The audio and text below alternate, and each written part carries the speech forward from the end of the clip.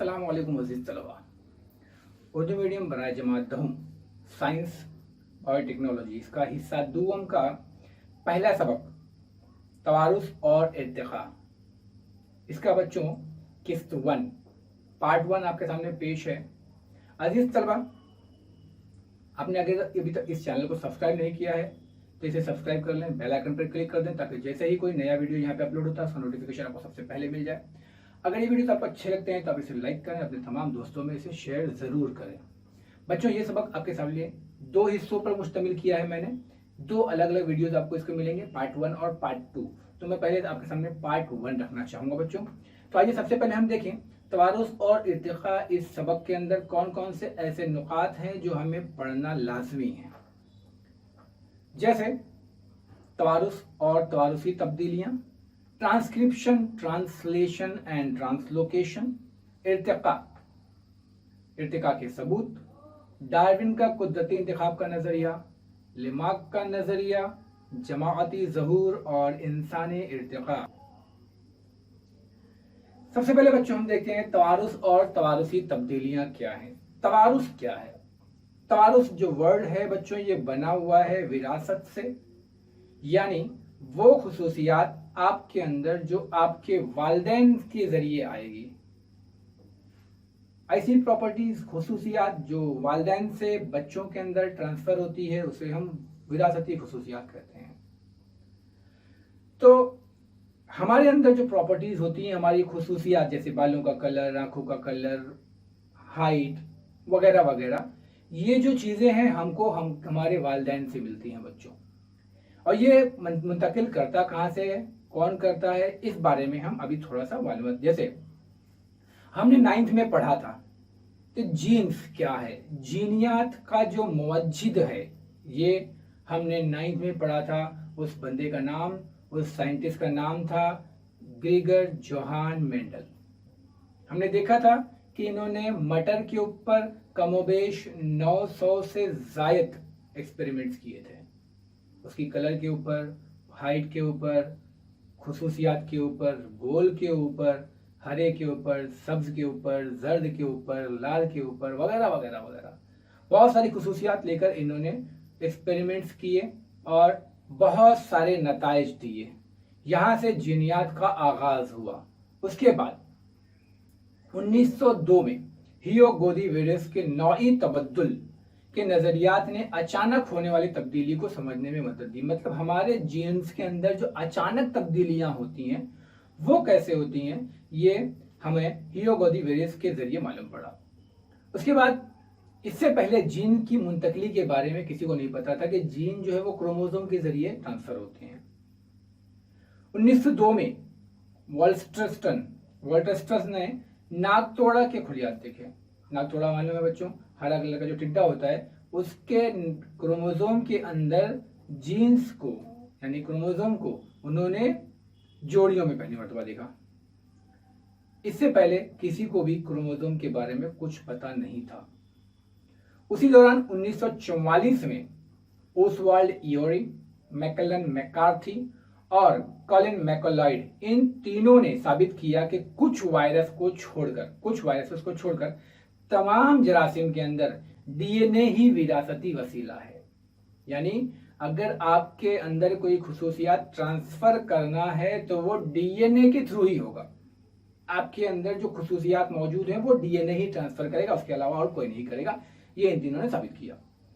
उसके बाद 1961 में फ्रांस में फ्रेंकाइस जैकब और जैक मोनार्ड, इन जीनियाती साइंसदानों ने जरासीम के खुलिये में डीएनए के जरिए होने वाली प्रोटीन की तालीफ का नमूना पेश किया। इन दोनों साइंटिस्ट ने क्या किया, डीएनए के अंदर प्रोटीन की तालीफ किस तरह होती है। बच्चों, तालीफ किसको कहते हैं? मतलब तोड़ फोड़, तोड़ना फोड़ना। ये तोड़ फोड़ किस तरीके से होती है उसका नमूना पेश किया, जिसकी वजह से डीएनए के अंदर तश्कील पाने वाले, मतलब दोबारा तश्कील पाने वाले डीएनए के बारे में समझने में हमको आसानी हुई। मतलब वो डीएनए जो दोबारा से तश्कील पाते हैं वो समझने में आसानी हुई। और इसकी वजह से और एक फायदा हुआ, जीनियात में होने वाले नकाइस, जो बीमारियां हैं, नुक्स की जमा नकाइस, उसकी रोकथाम, उसका इलाज वगैरह करने में हमें आसानी पैदा हुई। हमें मिला मौका कि हम इसके बीमारी को किस तरीके से जीन्स के अंदर जीनियाती जो बीमारियां हैं उसको हम किस तरीके से ठीक कर सकते हैं। तो ये था बच्चों तवारुस, और तवारुस में होने वाली थोड़ी सी तब्दीलियां डिटेल्स में हम आगे पढ़ेंगे। उससे पहले कुछ अहम टॉपिक हैं जैसे ट्रांसक्रिप्शन, ट्रांसलोकेशन एंड ट्रांसलेशन। अब ट्रांसक्रिप्शन क्या है बच्चों, एकदम शॉर्ट में मैं आपको बता देता हूं। डीएनए के जरिए आरएनए की मौजूदगी में एमआरएनए का तैयार होना, डीएनए के जरिए एमआरएनए की मौजूदगी में, सॉरी डीएनए के जरिए आरएनए की मौजूदगी में एमआरएनए का तैयार होना, यह कहलाता है ट्रांसक्रिप्शन। अब यहां बताया गया है इसमें ये होता कैसा है। तो ये तैयार करने के लिए मैं आपको यहां दिखा दूं कि इसमें आरएनए पॉलीमर्स और आरएनए न्यूक्लियोटाइड्स, आरएनए नाम के जो पॉलीमर्स होते हैं और आरएनए नाम के जो न्यूक्लियोटाइड होते हैं, ये अहम किरदार अदा करते हैं। ये डीएनए के अंदर इनकी मौजूदगी में यानी आरएनए पॉलीमर्स और आरएनए न्यूक्लियोटाइड के जरिए यहाँ पे एक कोड तैयार करते हैं। अब ये कोड क्या है बच्चों, यहाँ देख लें, जैसे कि GCU है, ACG है, GAG है, इस तरीके से 3 न्यूक्लियाइड्स को मिलाकर, 3 न्यूक्लियोटाइड को मिलाकर एक कोडॉन तैयार करते हैं। इनको हम कोडॉन कहते हैं। तो इसके जरिए यहाँ पर डीएनए के अंदर आरएनए की मौजूदगी में एमआरएनए को तैयार करने के इस प्रोसेस को हम ट्रांसक्रिप्शन कहते हैं। ठीक है। अब ये जो कोडॉन होते हैं ये 20 किस्म के होते हैं। इस बारे में सबसे पहले बताने वाले हमारे भारत के साइंटिस्ट श्री हरि गोविंद, इनका नाम था। इन्होंने इस बारे में सबसे पहले पता लगाया, इसीलिए सन 1968 में इनको नोबेल प्राइज से नवाजा गया। बच्चों दूसरा है ट्रांसलेशन। ट्रांसलेशन लफ्ज आपको पता ही है, ट्रांसलेट करना, जैसे हम इंग्लिश को उर्दू में ट्रांसलेट करते हैं, मराठी टू हिंदी ट्रांसलेट करते हैं, इसी को हम बोलते हैं ट्रांसलेशन। यहां पर भी ट्रांसलेशन, अभी जो हमने एमआरएनए तैयार किया था ये कोडॉन से बना हुआ होता है, यानी इसके ऊपर कोड होता है, इस पे कुछ ऐसी लैंग्वेजेस होती है जिसको हम कोडिंग कहते हैं। आपको पता ही है कोडिंग किसको कहते हैं, नहीं पता हो तो आप इसको इस तरीके से समझ सकते हैं, जैसे आपके घर पे कोई खत आया हो, कोई मेल आया हो, तो अभी वो बंद है, पैकेट में बंद है, अभी आप इसके अंदर क्या है आपको नहीं पता, तो जब तक ये बंद है ये कोड है। जब आप इसको खोलोगे, पढ़ लोगे, तो ये एंटी कोड हो गया या डी कोड हो गया, यानी आपको पता चल गया इसके अंदर क्या है।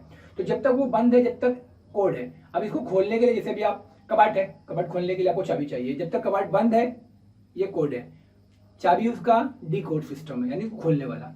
तो यहाँ पर हर एमआरएनए पर हजारों कोडॉन होते हैं।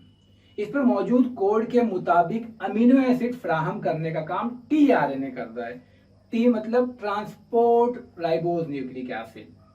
अब एमआरएनए, डीएनए, आरएनए ये सब आपको 9 में पढ़ाया जा चुका है, इसलिए मैंने आपको नहीं बताया कि आरएनए का फुल फॉर्म क्या है और डीएनए का फुल फॉर्म क्या है। फिर भी टीआरएनए यानी ट्रांसपोर्ट या ट्रांसफर राइबोज न्यूक्लिक एसिड। अब यहां पर जो अमीनो एसिड का कोड पहले एमआरएनए पर था, उसका जो एंटी कोड होता है वो टीआरएनए पर होता है। इन दोनों के मिल जाने की वजह से इस जो बोलता है इसके पास एंटी कोड और टीआरएनए होता है। ये जो कोड और एंटी कोड के मिलने का अमल है, इसी को हम ट्रांसलेशन कहते हैं। तीसरा है बच्चों ट्रांसलोकेशन। आपको पता है लोकेशन किसको कहते हैं, लोकेट यानी एक जगह से दूसरी जगह जाना। ठीक है, ट्रांसलोकेशन क्या है, तो अभी जो टीआरएनए के जरिए लाए हुए अमीनो एसिड की पेप्टाइड थी, अभी हमने देखा जो अमीनो एसिड आए थे, यानी कि डीकोडिंग वाले अमीनो एसिड, एक थे कोडिंग वाले और एक थे डीकोडिंग वाले।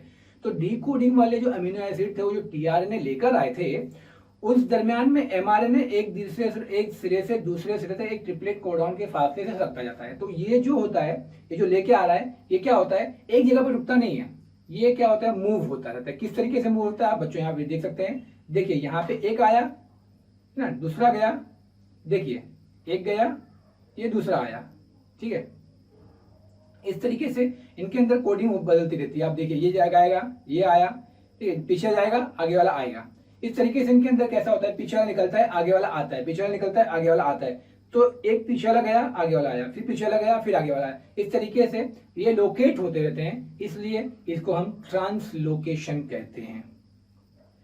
ऐसे बेशुमार जंजीर एक के साथ एक आने पर यहाँ पे पेचीदा प्रोटीन तैयार होती है। बहुत सारे आ जाते हैं यहाँ पे एक पेचीदा यानी कि बहुत उलझे हुए प्रोटीन्स के जो जंजीर तैयार हो जाती है, ठीक है। और ये जिस्म के अंदर मुख्तलिफ अफ़आल अंजाम देते हैं, बहुत अलग अलग काम हमारे जिस्म के अंदर करते रहते हैं बच्चों, ठीक है। अब यहाँ पे उसकी और देख लीजिए, देखिए यहाँ पे आपको दिखाया है, जैसे मैंने आपको पीछे दिखाया कि यहाँ पे जो आपको रेड कलर में आपको दिखा रहा हूँ बच्चों, ये मूव होते हैं, एक आ रहा है पीछे है ना, देखो यहाँ पे एक आता है, दूसरा जाता है, दूसरा आएगा, पीछे वाला जाएगा, आगे वाला आएगा, पीछे वाला जाएगा, आगे वाला आएगा। इस तरीके से जो जानदारों में मौजूद जीन की वजह से अपने जैसे जानदार तैयार करते हैं, और इसी से कुछ जीन अगली नस्ल में मुंतकिल होते हैं। यहाँ पर जो जीन तैयार हो रहे हैं ये अगली नस्ल में क्या होंगे, मुंतकिल होंगे।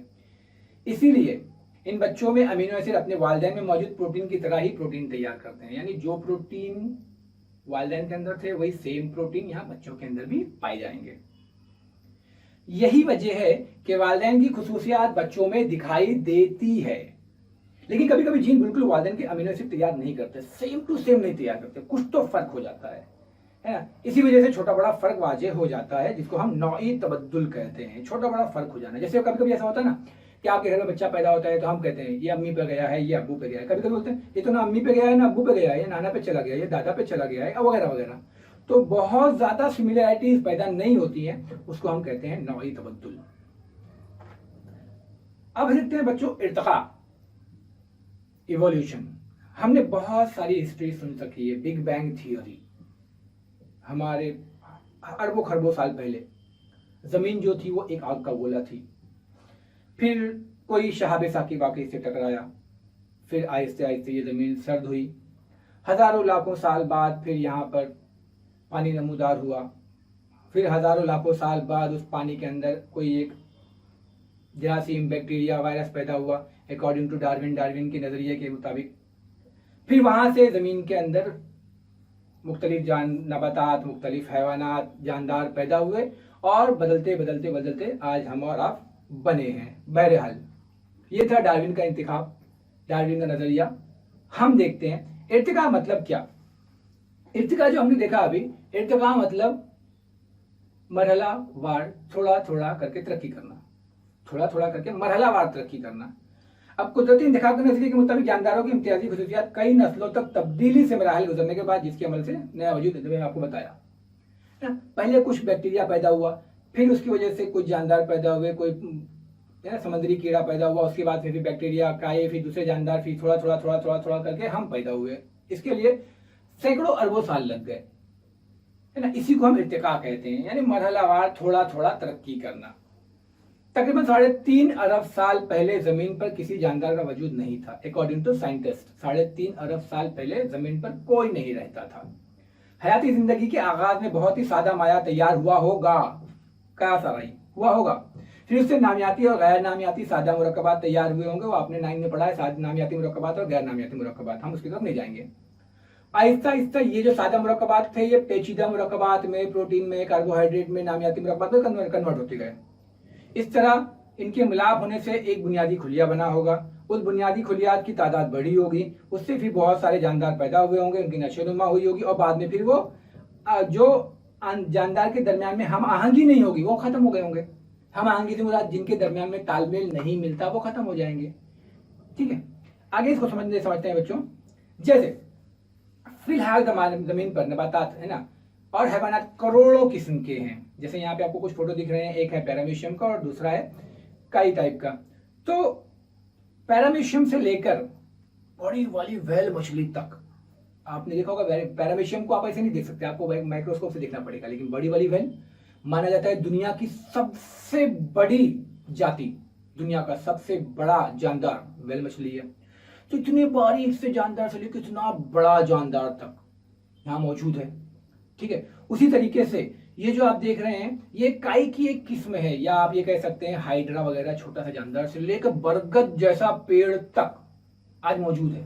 इनके अंदर बहुत सारी तब्दीलियां हुई हैं, ठीक है। तो ये जो तब्दीलियां हुई हैं, है ना, हवा, पानी, जमीन, चट्टान, हर जगह जानदार मौजूद हैं। लेकिन कदीम जमाने से ही इंसान इन तब्दीलियों के बारे में जानने के लिए तजस्सुस में रहा है कि ये तब्दीलियां कैसे हुई, किस तरीके से इंसान बना, या इसके आबा अजदाद कहाँ से आए, ठीक है। बहुत सारे सवालात हैं। और बहुत सारे इसके जवाब तलाश करने के लिए लोगों में तजस्सुस पैदा हो गया। इनमें जानदारों का इर्तिका, जानदारों की मरहलावार तरक्की वगैरह को हिमायत हासिल है किस तरीके से होगा। ठीक है, तो हम आगे देखते हैं नजरिए इर्तिका। इस नजरिए के मुताबिक पहला हयाती मादा समंदर में पैदा हुआ। जैसे मैंने आपको बताया कि पहला जानवर कहां पैदा हुआ, समंदर में। बहुत मुद्दत के बाद इसके अंदर से एक खुलिया पैदा हुआ, खुली जानदार पैदा हुआ। उसके बाद में इसके अंदर आहिस्ता आहिस्ता तब्दीली हुई और तकरीबन 300 करोड़ साल लगे उससे हम तक पहुंचने के लिए। वो पैदा हुआ, उसके बाद हम बने।